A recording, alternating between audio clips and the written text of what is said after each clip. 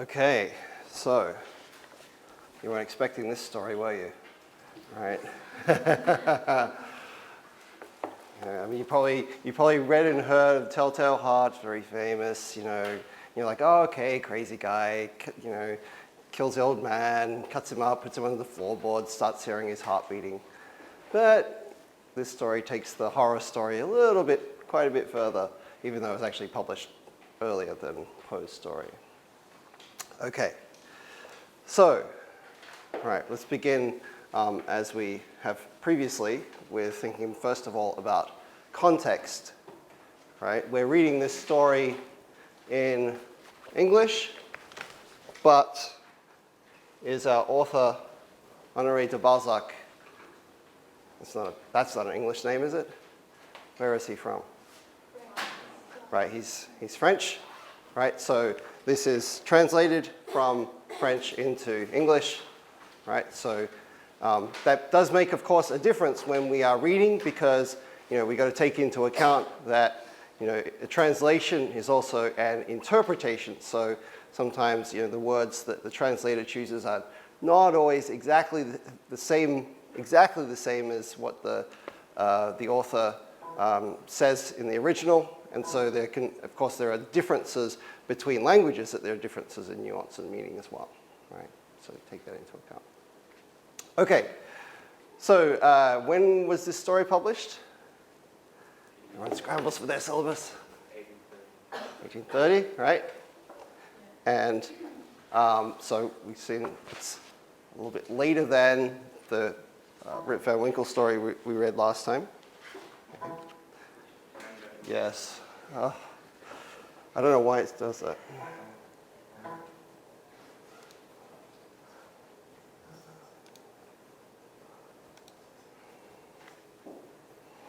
Okay. So, yes, so 1830, right? Influenced by what literary movement? Romanticism. Wow, it's almost like it's the same movement every time in this class, right? Maybe that's why it's called romantic fiction. Okay, so yes, obviously he's influenced by Romanticism. Okay, and to go over quickly, we've already learned our knowledge. Romanticism tends to focus on three main topics. They were nature, emotions, and having misfit individuals, right? So, is there much nature in this story? Well, there is insofar as, we talked about this as well when we introduced that idea of misfits, is that we often see romantic stories deal with people going beyond the limits of what nature should normally allow, right? So remember the example I gave then, a couple of examples were, for instance, in Mary Shelley's Frankenstein, right? The Frankenstein monster is created by going beyond what the natural normal limits, right, of nature should normally allow, right? Or in Goethe's Faust, right, the Faust character who makes the bet with Mephistopheles, who is sort of representative of the devil, right? He wants knowledge that goes beyond the normal, like science and medicine and theology and so on that he's been studying, right? So he wants knowledge beyond what is the natural, right? So similarly in this story, right, what goes beyond what would normally naturally be allowed? Think about the title. Right, having a second life, right? So this elixir or this liquid that is rubbed on the body of a dead person, right? Normally you don't get to come back to life, right, and have a second life, but in this case, this magical elixir or liquid allows for this to happen, right? So even though we don't have like we did in Rip Van Winkle, we had mountains and sublime scenes in that sort of way, right? Where we had the natural being used by Washington Irving in that sense. We do nonetheless have this theme of the natural, of transgressing or going beyond what is normally allowed by nature, right? So this is again another very common part of that treatment of nature, as we saw. So Frankenstein, Goethe's Faust, this story, and many others that we'll look at people who go beyond what is normally seen as the natural boundary of things, and that this creates problems and imbalances and all sorts of things. Okay. Emotions? Are there emotions in this story? Yeah, right? We see that the various characters, they tend to be driven by their emotions in different ways. So the father, Bartolomeo, Don Juan's father, is driven by his love for his son. Right? Don Juan, our main character, of course, he's driven by his desire for what? What is he into? It's his passion.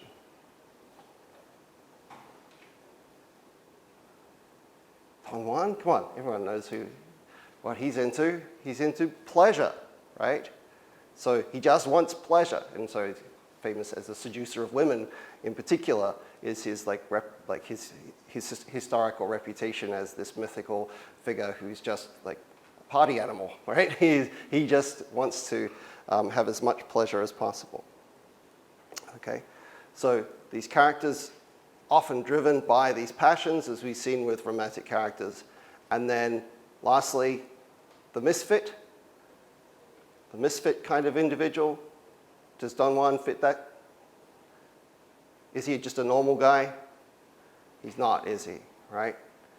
So even his father as well is kind of an unusual person, right? Even though he lives his life in a very different way, he nonetheless is not your everyday person. He is, he's very rich, but at the same time, he's not a miser. But he doesn't spend his money on himself. He lives a very calm and virtuous life. Don Juan, by contrast, lives this other wild party lifestyle, right? But he's not like everyone else, right? He doesn't think the same way as everyone else, and this puts him in a different sort of category that makes him the romantic sort of hero. Okay, so let's quickly go over then what happens in our story on the surface of the story, right? And then we can start to look at some of those symbols and references and other clues that help us to understand what's happening in the ideas that Balzac is wanting us to think about in this story. Okay, so we begin the story, of course, with Don Juan, as usual, with some friends having a party, right? Getting very drunk with a whole group of women, right? Who it's sort of implied that they might be prostitutes, but they sort of presented it here as what's called the courtesan, which is sort of like a cross between sort of it's like a high class woman who is not necessarily for the money, but is for sort of high class kind of pleasure. So there's 7 of these women, and of course, Don Juan's friends, and they're all getting drunk and having a party, and then he's called away because his father he's told, is dying. Right? And, of course, we see that Don Juan, on the surface, when he goes to see his father, he pretends to be all very polite and, filial and pretending like he cares about his father. But his comments to his friends before he leaves the party and the thoughts that we see inside of his head tell us that he's actually quite selfish and not really as dutiful as he's pretending to be on the outside. So the father, we are given a bit of background about him, that he's a very rich man, that he made his money in the mysterious East, which probably in this context means like more what we would think of as the Middle East, so places like Egypt and Turkey and stuff like that is probably what is meant in this time, rather than like Far East like we are here in Korea or Japan or China. Probably means more the Middle East in this story. So he makes a lot of money, but he lives his life in a very thoughtful and contemplative way, right? He's very old, and we're also told that Don Juan's origins come from when Bartolomeo was 60, he fell in love with a a young woman, right? And so he's quite an old father, right? Given that he fathered Don Juan when he was much older. Okay, so we're given this background about him, and we see the encounter between the two of them. And the father tells Don Juan, look, I'm dying, but I know you, I've been so good to you, and you must love me a lot as a father, so I know that you'll do what I tell you. In my table over there, in the drawer, there's a little bottle of an elixir, a liquid that when I'm dead, I want you to rub it on my body, and it has magical properties, and it will make me come back to life. Right? Of course, we've seen there's that difference between what Don Juan says and appears to be thinking on the outside compares to what he thinks on the inside. He thinks, that sounds interesting. Yeah, instead of following my father's instructions, why don't I just take this liquid for myself, let my father die, right? I'll build a great big monument in his memory to show everyone how much I cared about my father, and I'll keep this for myself so that when I die, right, I will train my son much better than my father trained me, and he will bring me back to life so that I have a second chance to live all over again. So of course, Don Juan, he wants to test this out, right? He's like, well, maybe my old man is just crazy, right? Maybe this liquid doesn't do anything. So after the old man dies, he takes just a little bit of the liquid, dabs it on his eye, dead man's eye, and suddenly, what's going on, right? So this eye is like looking all around, right? Darting around and looking to see what's happening. And Don Juan's, whoa, that's creepy. And he's like, what am I going to do now? There's a dead body with a live eye in it. And of course, he squashes the eye and kills it. Right. So this is how Don Juan gets to be where he is. So we see that the possession of this bottle of a second chance, basically, right, another chance at life, has an effect on the way that Don Juan lives the first life that he thinks that he's going to have, right? He's like, well, I get two lives, so I can do whatever I want in this life, and then I get to come back and have a second chance, right?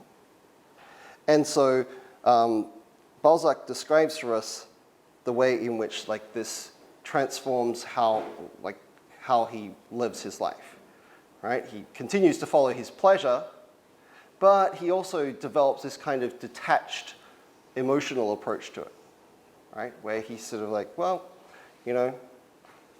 I'll have a second chance, so what happens here doesn't matter, right? He's able to treat the people around him, his friends, his lovers, his wife, his son, with a kind of cruelty, right? And we see various moments in which he has interactions with other people. He goes and he meets famous people like the Pope at the time, right? And he talks about how he has another chance at life with the Pope. And so Don Juan's life passes him by until he himself has become an old man. So he gets his son as he's dying, and he tells him the same thing that his father did. Right? He says, "When I'm dead, take this bottle, rub it on my body, and I'll come back to life." Right? And remembering that the two fathers had treated their sons quite differently. Bartolomeo, the father, was kind and indulgent right? Gave his son everything that he possibly could, whereas Don Juan towards his son Felipe is mean and cruel and domineering, but we see that this has a different effect on their psychology. Don Juan doesn't follow what his father wants him to do, even though his father is kind, whereas Felipe does follow Don Juan's advice, right? So Don Juan's body is laid out. His son goes into the room, takes out the bottle, starts doing what his father says, spreads some on the arm, spreads some on his face, and as he's doing this, suddenly the arm jumps up and grabs him, right? It's like, what are you doing, right? And he drops the bottle, spills it on the floor, runs out screaming, and goes to the abbot, right, who's like sort of a head priest. And everyone thinks, wow, this is a miracle, right? He's come back to life. And the priest in particular is very cynical. He's like, oh, here's an opportunity to make some money and to make some fame for myself. So he says, oh, it's a miracle, you know, Don Juan must have been a saint, right? We all know that he was the very opposite of a saint, but this is the abbot's cynical attempt to cash in on this, what's happening. And so he sets up a whole ceremony, right? Because part of being canonized as a saint is like, not only you're supposed to have been a good Christian, but you also need a miracle, right? You need to perform some kind of miracle. So in this case, this coming back to life is the miracle that is supposed to have been Don Juan's confirmation that he really was a saint. So they lay out the body on the altar in the church. People come from all around to see this miracle and to see the saint, to be inducted as such. And the priest comes up to perform the ceremony, and again, the hand attacks the priest and basically pulls the head off the body and then, like zombie style, attacks the priest. And that's the end of the story. Right? So it's kind of a zombie story, I guess you could say. All right. So, in approaching this story, of course, there are some context and references that I want to quickly go over to make sure we understand. First of all, of course, for this story, is it set in Balzac's time? Is this set in 1830? No, it's not. Right? When is it set? Roughly. It's set about roughly 300 years earlier than that, right? So in the 1500s, and so there are various clues that are given to us. So, for example, the Pope that is talked about, Pope Julius II, he was the Pope roughly during the first decade of the 1500s, right? So this story takes place around then, and it uses this famous literary character, or not even just literature, there are various other means in which he has been represented, film and opera and so on, of this, I mean, didn't actually exist, but this fictional character of Don Juan. Right? And Don Juan, you can tell from the name, is a Spanish name. Don is sort of like a lord or sir or like sort of that kind of aristocratic title, and Juan, of course, is the equivalent of English of John. Don Juan, and you can see a couple of cinematic representations there. That's Johnny Depp in the 94 movie, and back in the 30s, Errol Flynn as Don Juan. And of course, this character of Don Juan is, as I mentioned before, is sort of this mythological womanizer who is irresistible to all women, right? And so he famously, sleeps with many women in the various stories. Okay. So this character of Don Juan, I also mentioned in our first class that one of the things that a lot of romantics did was that they would take older stories, right? So sometimes stories of like historical figures, medieval figures, right? So like Walter Scott does Rob Roy, for example, from Scottish history. Or in Ivanhoe, he remythologizes Robin Hood as a romantic hero, a romantic character, and gives them all of those characteristics of the romantic hero that, like earlier times, didn't have those features, right? Didn't have those ways of thinking, but turns them into romantic heroes, turns them into those misfit kind of characters, okay? So that's what Balzac has done here with this Don Juan character, right? He's already has a sort of established fictional character of the story, you know, the guy who's irresistible to women, who's a great womanizer, who sleeps with lots of women, and he also adds on to it all of these other more romantic characteristics, okay? So yeah, he takes this story and he recycles it, as it were. It's not set in the 19th century, not set in 1830 when the story is published, but rather is from around 1500. Right? So this character, as I said, has been used and retold many times. Many films made about it, various operas and novels and stories and poems and so on in various ways. Okay. Now, one of the things that we're going to see repeatedly in these romantic stories is the fact that their plot is always driven around conflicting values, right? So things that appear to be opposite, that appear to be in conflict, but as the story unfolds, they turn out to be intertwined with each other, right? So let's go back to, for example, The Telltale Heart and think about this, right?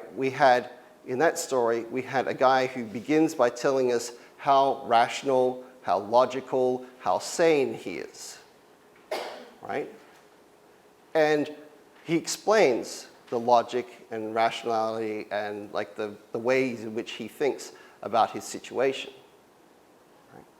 So he's able to use logic, but at the same time, we also see that what he does with that logic is crazy and irrational and emotional, right? So those two things, even though they seem to be opposites, logic and reason over here and madness and irrationality over here, what Poe does is that he brings them together and squashes them into one character, one person, right? So we repeatedly see this as well in many other romantic stories and romantic characters, is that they often have two conflicting ideas or values within them that they then try to work out or struggle with or to resolve in the course of the story, right?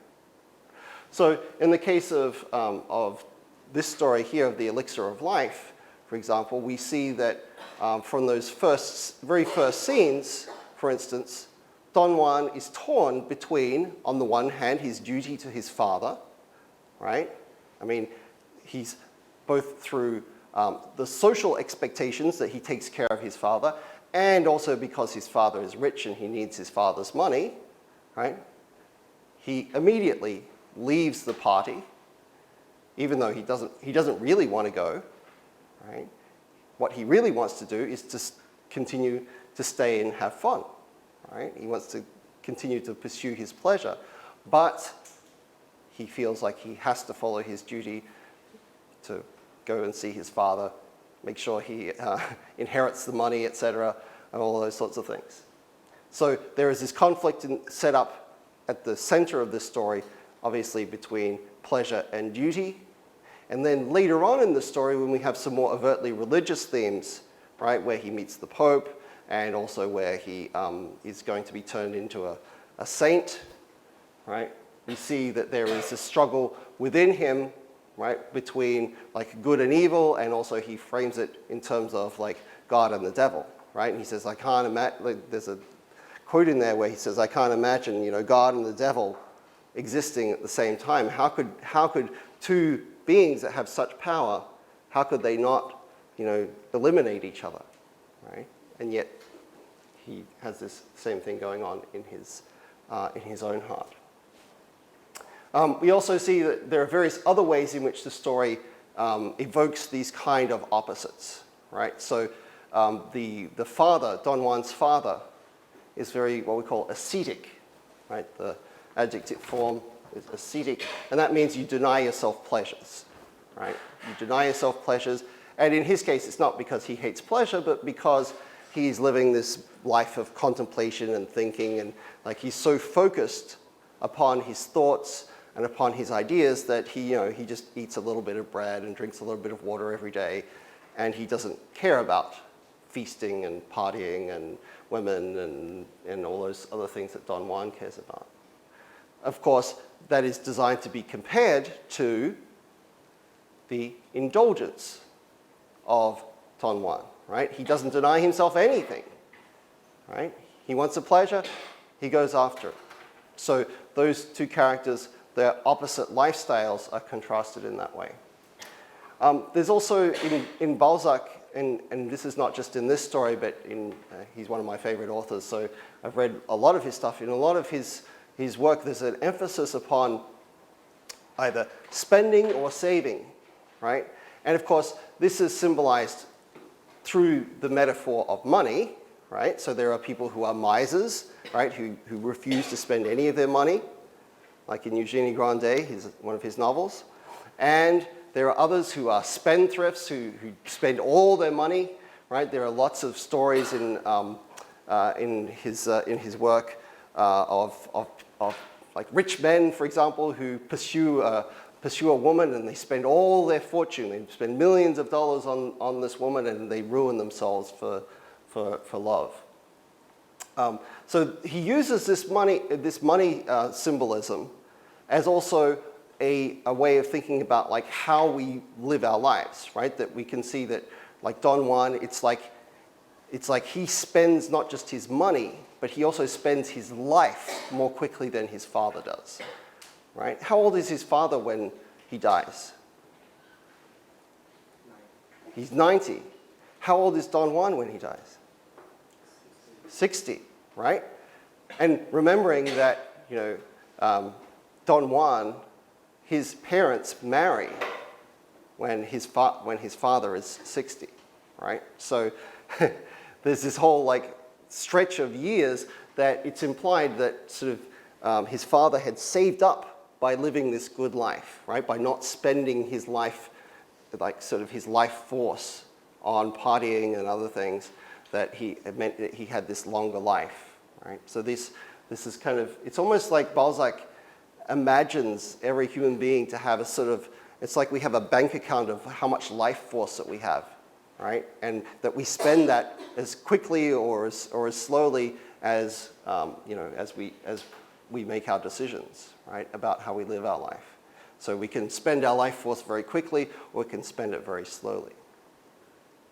And of course, we see there are contrasts in there between both living and dying, right?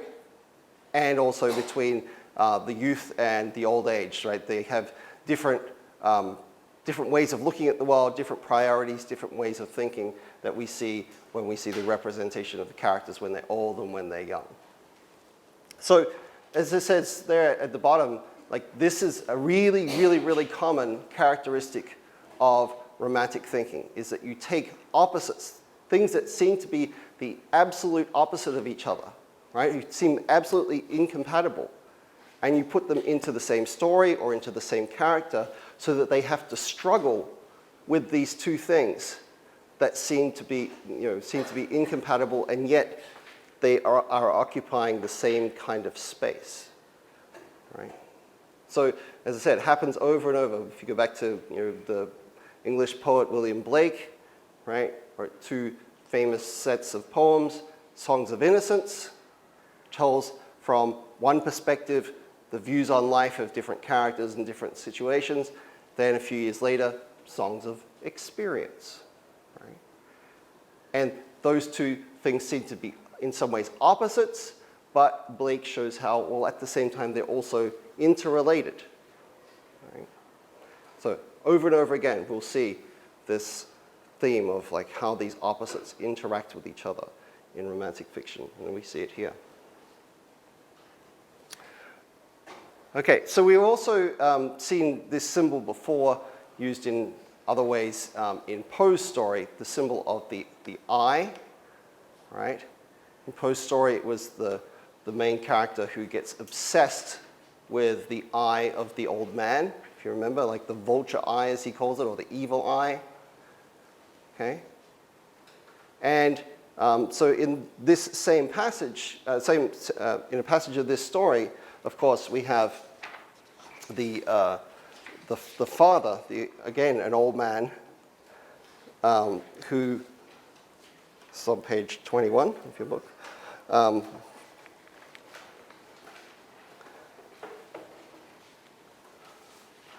whose eye is brought back to life by the elixir, by the liquid. Okay. So this is when Don Juan is testing the liquid to see, does it really make dead people come back to life? He's like, that doesn't, it doesn't sound like it's very realistic. Okay. But he tests it here. So it says, Don Juan, strong as he was in his skepticism, felt a tremor as he opened the magical crystal flask. When he stood over that face, he was trembling so violently that he was actually obliged to wait for a moment. But Don Juan had acquired an early familiarity with evil. His morals had been corrupted by a licentious court. Right? Remember, this is set back in time, so the court means like all the nobles and the king and where they gather together. So these company he'd been keeping has been like naughty. A reflection of the Duke of Urbino crossed his mind. Right. Now, the Duke of Urbino, famously Cesare Borgia, who is the model for Machiavelli in writing his famous treatise called The Prince.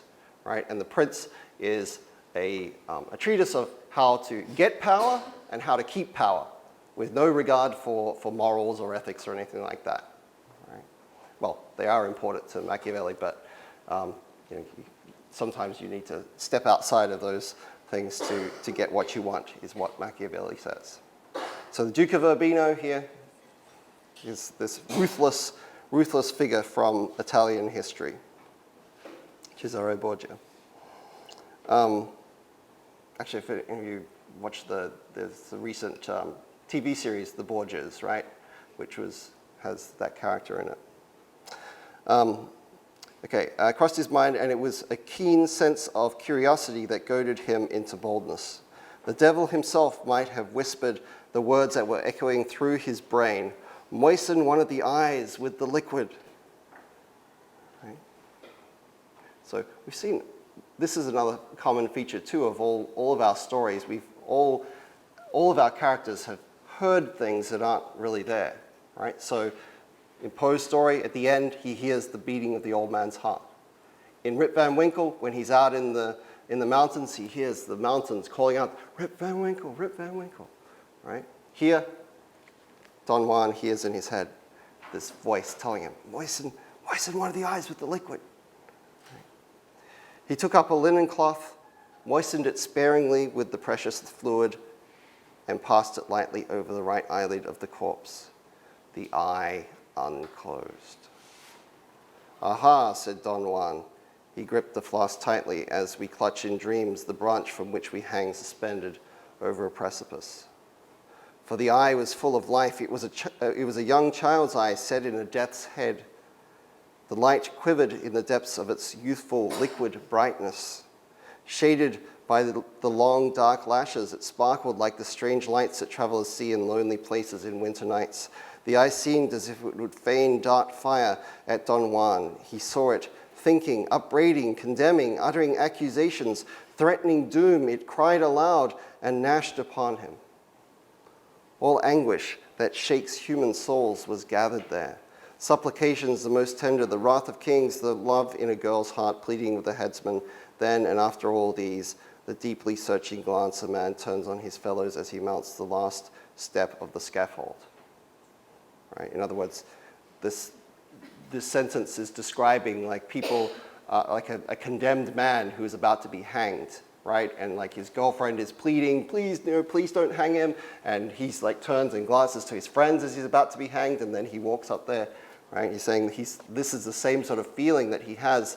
This eye looks at him, he's like, whoa, like, this is a strong, intense feeling. Life so dilated in this fragment of life that Don Juan shrank back. He walked up and down the room. He dared not meet that gaze, but he saw nothing else. The ceiling and the hangings, the whole room was sown with living points of fire and intelligence. Everywhere, those gleaming eyes haunted him. All right. Now, we saw previously when we talked about Poe's Telltale Heart that we talked about the eye in that particular case because it's such an important symbol in that story. And we talked about how the eye can have different kinds of symbolism, right? We use the eye, for instance, to gain knowledge, like we want to see things, right? So if eyes closed, if you say your eyes are closed, that you don't know, you don't see, you're ignorant of things. Whereas the eye allows us to see things. But also here has, and I guess we could go back to Poe's story and see the significance of this there too. It also has another potential meaning, and that is of the conscience, right? The conscience, the thing in your mind that tells you what is right or wrong, right? And in this case, it's the father's eye that functions as this conscience, telling him, you're doing the wrong thing. This is not right, right? So it sort of has this idea like you're being watched, right? You're being watched, therefore, and of course this is something about humans, like when we're being watched, wait, there's a camera over there. When we're being watched, we behave differently, don't we? Right? We don't just act naturally, pick your nose. No, you don't do any of those things because you are being watched, and it modifies your behavior. It acts as a kind of like, oh, I must do and behave in the right way. So this eye here in this particular story has this function of being a kind of conscience, right? Of being telling him you're doing the wrong thing, right? You're not supposed to be behaving in this way. Sort of, this eye looking down upon him, the eye of other people, right? And of course, the symbolism then, of course, is that Don Juan is like, this is not something I want to deal with, and he actually squashes the eye and kills it, right? And he says, towards the bottom of 21, he says, kill it, that would perhaps be parricide. Anyone know what's parricide? Killing a father, right. So killing a father, right? And he's like, well, my father was already dead, but I brought his eye back to life. But if I squash just his eye, which is the only part of him left alive, it's almost like I'm killing him again, right? And so, this was a obviously murder anyway is a serious crime, but in those times in particular, parricide was seen, killing a father was seen as like one of the very, very, very worst kinds of crimes. Okay. Now, as well, Balzac uses a number of different references that occur in the course of our story. So, for instance, the beginning of the story, when we see the revelers at the party, and he makes several references to the French writer Francois Rabelais, right? And the reason that he does this is that Rabelais was actually a monk, right? But if you read his stories, very, very famous stories called Gargantua and Pantagruel. It's actually where we get the English word gargantuan, meaning huge, from, because in these stories, those two characters, Gargantua and Pantagruel, are giants, right? And not just 7 or 8 foot tall. They're like massive, like building-sized giants, gargantuan. Okay. But one of the other features of Rabelais' work is that there is a lot of drinking, right? Lots and lots and lots and lots of alcoholic consumption and drunken behavior in those stories. Yes, even though he was a monk. In fact, the final book of Pantagruel involves Pantagruel and his friends going on a quest to the oracle of the bottle, right? In other words, they go to this prophetic figure who his message to them is that they should drink more. And there are various other comical devices that are used by Rabelais. One of the main characters, one of the companions of Pantagruel, is a priest, Father John, who carries around what looks to be a prayer book, right? So he appears to be very pious, very religious, but actually, when you open up the prayer book, it's actually a bottle for holding alcohol. And so he's like, I'm going to pray some more. And so he actually drinks out of his prayer book. He's like, that's a good prayer. Let me pray some more. All right. So, yes, Rabelais has this, on the surface, they appear to be, these supposedly pious characters, but they spend a lot of their time drinking and fighting, the other thing that they like to do. Now, we also have quite an important reference to St. Peter, right? And St. Peter, in this case, refers to one of the disciples of Jesus Christ, right? And St. Peter, what is he famous for? Anyone know? The cathedral. St. Peter's Cathedral, yes. So it's mentioned there in our book, right? St. Peter's Basilica, rather. And do you remember who paints this particular cathedral, particular church? Which famous artist? Famously? Yeah, Michelangelo paints this in the time of Julius II, right? That particular pope, right? Anyone know what else he is famous for? In those biblical stories?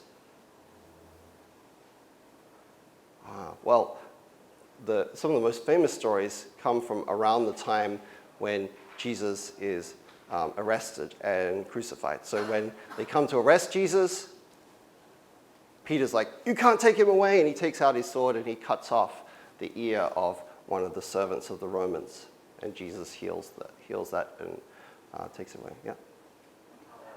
He was kind of the first pope. Okay. Yes, this is one of the things. And after Jesus was killed, he denies. Right. Those are the two things I was asking about. Yes. So one is that after Jesus is arrested and crucified, he is around the town, and he goes over to a fire to keep warm, and the people there recognize him. They're like, say, you have a different, you're not from around here, you have a different accent, and weren't you one of those guys that was with Jesus? Weren't you one of his apostles? Rather his disciples? And Peter says, no, you must be thinking of someone else. I'm not that guy, I'm someone else. And he denies it 3 times, right? And then, because this is during the early morning hours, and then he hears the cock crow, right? He hears a rooster crowing, and roosters do this when the sun is coming up, right? And he remembers a prediction that Jesus had said to him, right? That he said that, before the cock crows 3 times, you'll deny me. Right? Sorry, you'll deny me 3 times before the cock crows. Yes. So in that particular story, right, we have this denial by Peter of Jesus that he's associated with him. Right? So there's this kind of betrayal. And when Jesus had predicted this about him, Peter was like, no, I would never deny you, I'd never betray you. And yet, on the very same night after Jesus has been arrested, he does this. Okay. So this particular story then is referenced for us on the second paragraph there, page 20, right? because we have Don Juan also acts as the traitor. Right? Suddenly, the silence was broken by a shrill sound like the creaking of a rusty spring. It startled Don Juan. He all but dropped the phial. A sweat colder than the blade of a dagger issued through every pore. It was only a piece of clockwork, a wooden cock that sprang out and crowed 3 times, an ingenious contrivance by which the learned of that epoch were wont to be awakened at that appointed hour to begin the labors of the day. Through the windows there came a flush of dawn. The thing, composed of wood and cords and wheels and pulleys, was more faithful in its service than he in his heart to Bartolomeo. He, a man with that peculiar piece of human mechanism within him that we call a heart. Right? So there's this echo of the biblical story of St. Peter betraying Christ, and then the same thing happens with Don Juan, except instead of it being a real rooster, it's this clock that has a rooster that comes out and crows the time upon the hour, right? Okay. So as Gustav also mentioned, one of the other things that St. Peter is associated with is that Jesus tells him that you'll be the foundation of the church. So within, I don't know that this is actually like literally true, but he's sort of, as part of the mythology of the popehood, he's seen as the first of the popes, right? St. Peter. So one of the things about the popes of the time in which this story is set, and this is certainly true of the Borgias before Julius II and of Julius II himself, is that they were incredibly corrupt and sinful people, right? Because being pope was a very powerful position. You were like a king or an emperor, really. So Julius II, very powerful but very corrupt person, and he's the one that builds this huge basilica dedicated to St. Peter, but because of his own corruption, he's also kind of a traitor to the actual Christian values. Okay. All right. I already mentioned the Duke of Urbino, right, which I said to you is Cesare Borgia, who was the model for Machiavelli, right, in his treatise The Prince, in which Machiavelli outlines how to be a ruthless and effective leader, right? How to take power, how to get power, and sometimes you have to step on people. But one other interesting list of references that we have is on page 23. And in here, we get a whole series of comparisons of Don Juan's character to other characters that most of them are romantic heroes, right? So Molière is not a romantic writer, but he's obviously part of the inspiration for using this Don Juan character by Balzac comes from this earlier French writer. But the others are, right? So Goethe's Faust, we've already seen. It's a classic romantic hero or misfit kind of individual. Byron's Manfred, right? So Lord Byron, English poet, who here, this is his play. Manfred also tells similar kind of Faust. Basically, Manfred is his retelling of the Faust story. Maturin, right, is a British writer, or was he Irish? I can't remember. But he writes a very dark Gothic tale called Melmoth. And even Napoleon, who is mentioned in the same breath here, is seen in many ways as embodying many of the characteristics of that romantic period, right? Even though he was short and Corsican and didn't originally speak the French language because he was from Corsica, this island off the south of France, nonetheless, somehow he's able to become this great general and to rise as a leader of people and have conquer most of Europe, right? Even though he is a very unlikely kind of person to do that. And we've already mentioned Pope Julius as being this corrupt pope that establishes what time this is set in. Okay, so overall, then we can see that Balzac's story, from at least this is my sort of central interpretation, is getting us to think about how we live our lives, right? And in particular, it's dealing with this question of, second chances, right? And of course, in the context in which Balzac is writing, right? He's writing in Catholic France, a society that at this time, even though it's post the French Revolution, is still strongly influenced by Christian religion. And so he's getting us to think about this idea, well, is there an afterlife? Does this change the way in which we live our lives? Right? Is it better to live a long and virtuous life like Bartolomeo does? Or is it better to have a lot of fun and to party and to spend your life as quickly as you can, as Don Juan does? Right?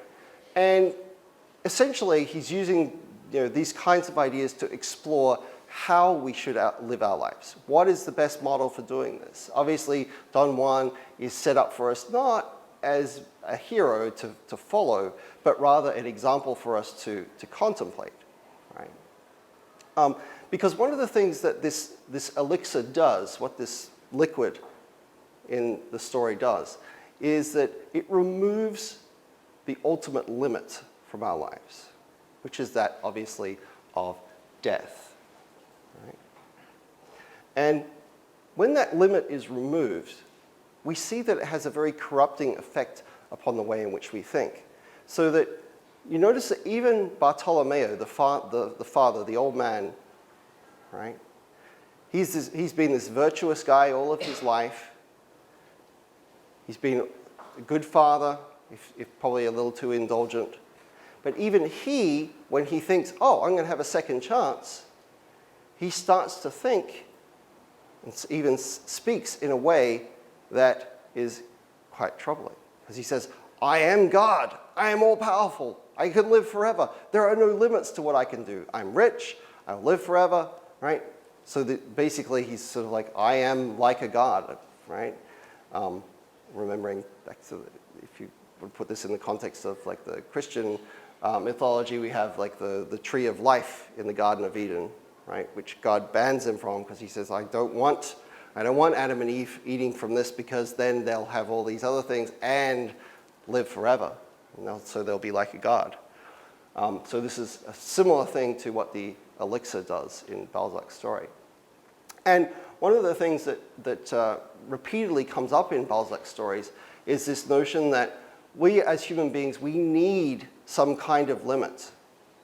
Right? Now, obviously, the elixir for us does not exist. We all will still eventually die.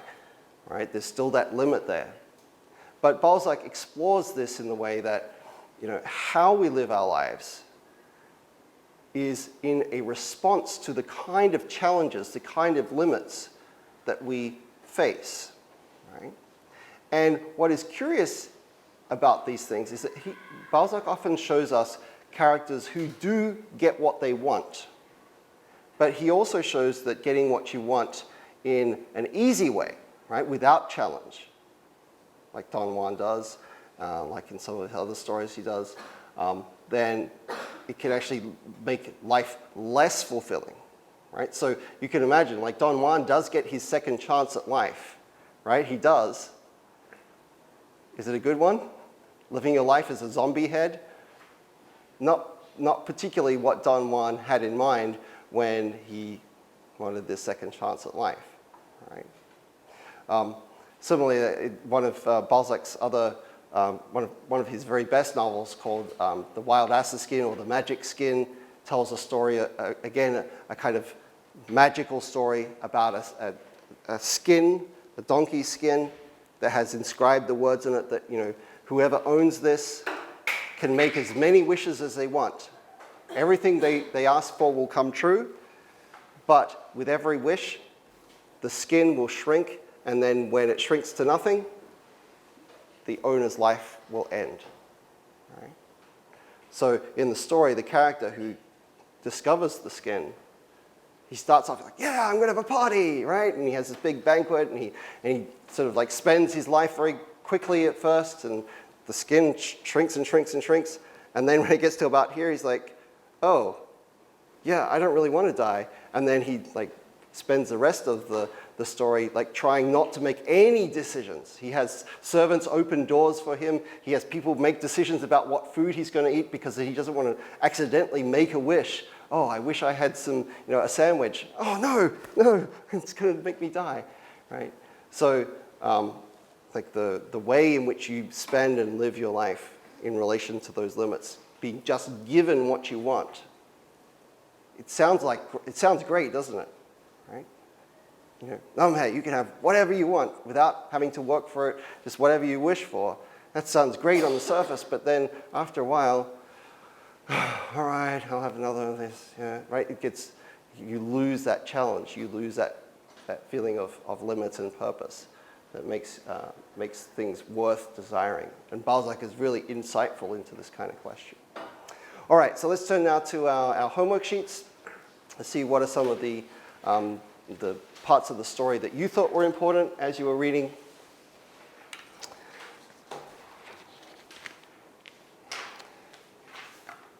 Okay. Let's see, Suryan. What did you pick out from today's reading? Page 19.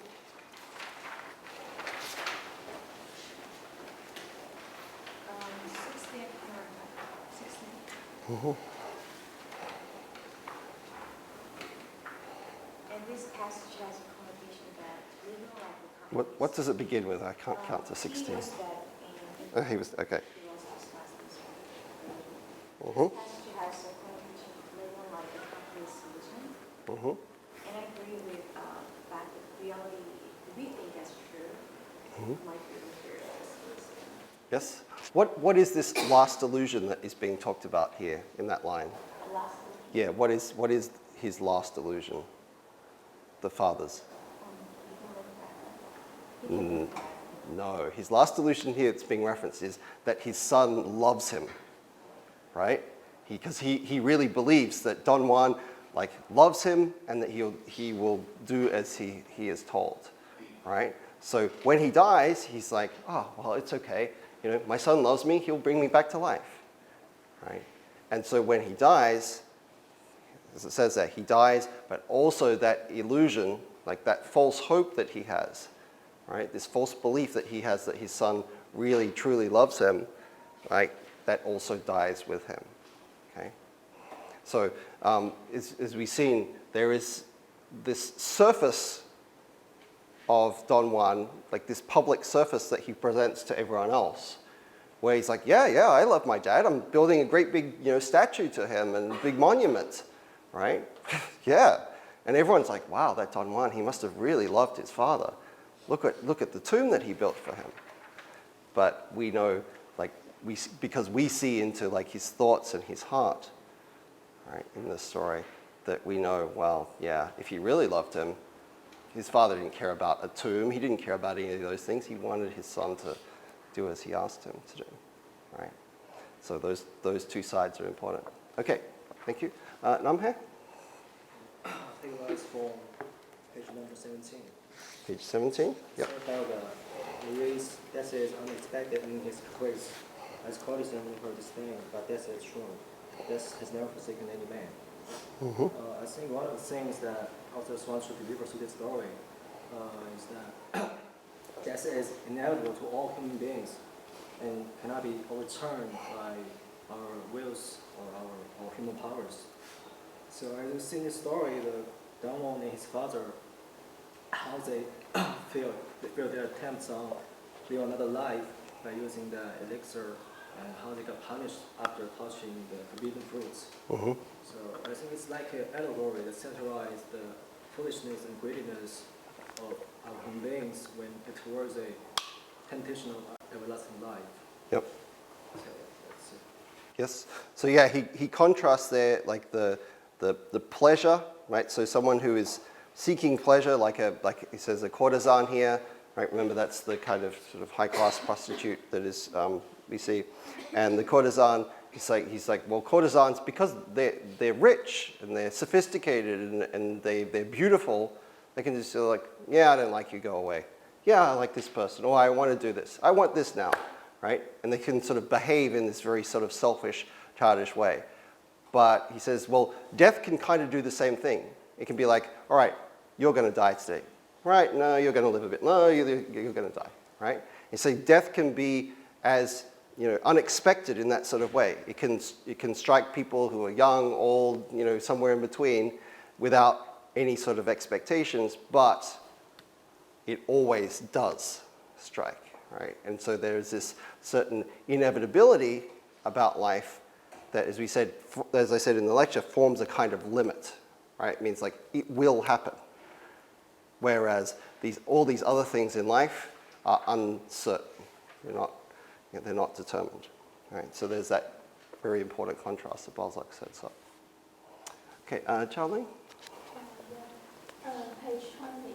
Page 20? In order to describe when no one's father died, most guests went to see his father and no one. I think in this part, the author is very sarcastic. Yes. Oh, yeah. When the prince pressed Dongwan's hand affectionately, actually, I think the prince didn't feel sympathetic. Yes. Something. He just what he really cared is after Dongwan's father died, Dongwan will inherit his father's properties, and he will become as rich as himself. So he just felt a kind of threatening. Yeah, not but all of those guys they didn't feel any sympathy Right. with Dongwan. And even that whole scene where, they've been having this drunken party in the other room of the house, and then the father dies, and they all come in like, oh, I got a glass of wine in my hand. Yeah, how's it going? Oh, he's dead. Yeah, well, that's too bad.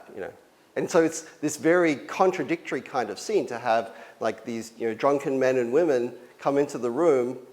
They've just been partying, and Balzac uses this as we saw one of those contrasts, like startling contrasts between like this sort of like drunken life full of vibrance and having fun, and then this very solemn, religious, sober kind of scene of the deathbed, right? And then he brings those two things together, right? And as I said, those seem to be opposites, but Balzac shows us how actually, right, those two things reflect upon each other, right?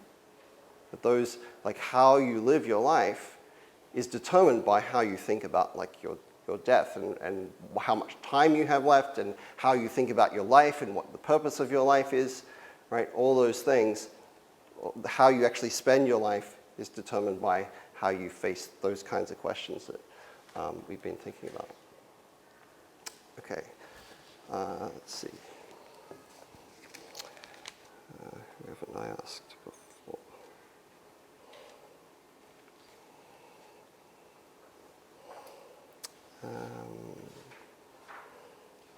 Let's see, Minho, why don't you share with us what is the passage that you picked out? I think the first paragraph on page 26 26. and the scene which describes the Donghua celebration Mm-hmm. are important in this novel. Yes? I think these parts describes contrasting between good and evil Mm-hmm. shortly. So, Yep. for example, Dongwan's wife and his son Mm-hmm. symbolize the good, Yep. and Don Juan symbolize evil, I think. Mm-hmm. So these contrasts is well presented in these parts. Yep. And also this contrast causes mysterious and somewhat grotesque mood. Yes, definitely grotesque. Yes, yes. So, but notice too that those, even that you're absolutely right. There are these sort of like contrasts between good and evil. So we see that Doña Elvira, the wife, is this very like virtuous, good woman, right? And Don Juan is set up as like the mean, evil, cheating husband. But notice that the way Balzac plays around with like how these various characters manipulate ideas of good and evil. So, for example, the abbot is meant to be a good guy, right? He presents himself to the world as being this very tough, caring, very a priest with lots of integrity. But we see in the story that even though he has some of these outward qualities, that inside his heart, he's kind of a corrupt person, right? That he's really after fame and money and making a name for himself, right? So when Don Juan talks to his son, for example, right, whom you also mentioned as being on the side of good, right? He's very naive and innocent, but he seems to be a good character. What does he tell his son about where he got this liquid, this elixir from? If you want to wash his sins. Right? So where does he say that he got it from? Because we know that he stole it from his father, right? We know that Don Juan stole it from Bartolomeo, his father. But Don Juan tells his own son, where does he get it from? Right? He says, I got it from the Pope, it's holy water, and like you said, to wash away my sins. So he even lies about saying where he got this from, saying, oh yeah, you're doing a good thing, right? You're doing a good Christian religious thing, a good son washing his father's body in holy water, right? So even there where he's doing something evil, right? Don Juan is doing something evil by tricking his son into bringing him back to life. He tricks him into thinking that he's doing a good, pious, dutiful thing. Yes, Gustav? One thing that pops into my mind, do we know where the father got that?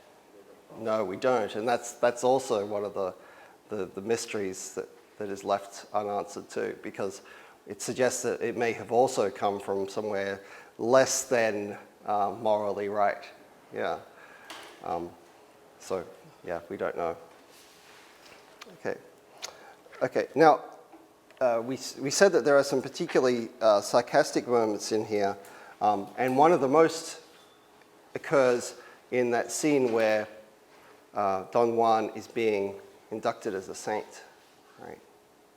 They're all at the church, and Don Juan, he wakes up while he's lying on the altar, right? Remember, he just has an arm that's alive and his head that's still that's alive, right? And the rest of his body is dead, so he can't move it, right? So in the scene where he first wakes up when his son rubs the liquid on him, he grabs the son. He then tries to get up, right? But he can't move the rest of his body apart from his arm and his head. But when he wakes up on the altar, the scene here on page 27,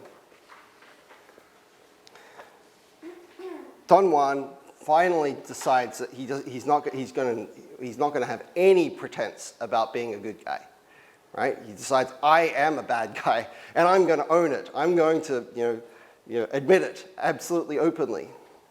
But remember, he's up there on the stage, and all the ordinary people are sitting down in the main part of the church. And so Don Juan starts yelling insults at them. They're all singing this praise song. Deus Helbath, cried the believers. You're insulting the majesty of hell, shouted Don Juan, gnashing his teeth. In another moment, the living arm struggled out of the reliquary and was brandished over the assembly in mockery and despair. So it's like his arm comes up, and it's like, zombie style. And it's like, you're idiots. You're insulting this church. You don't, right? And they can't hear what he's saying, right? So he's shouting insults and curses and so on at them. And all the audience are like, oh, he's blessing us. He's blessing us. Oh, wow, look at that, right?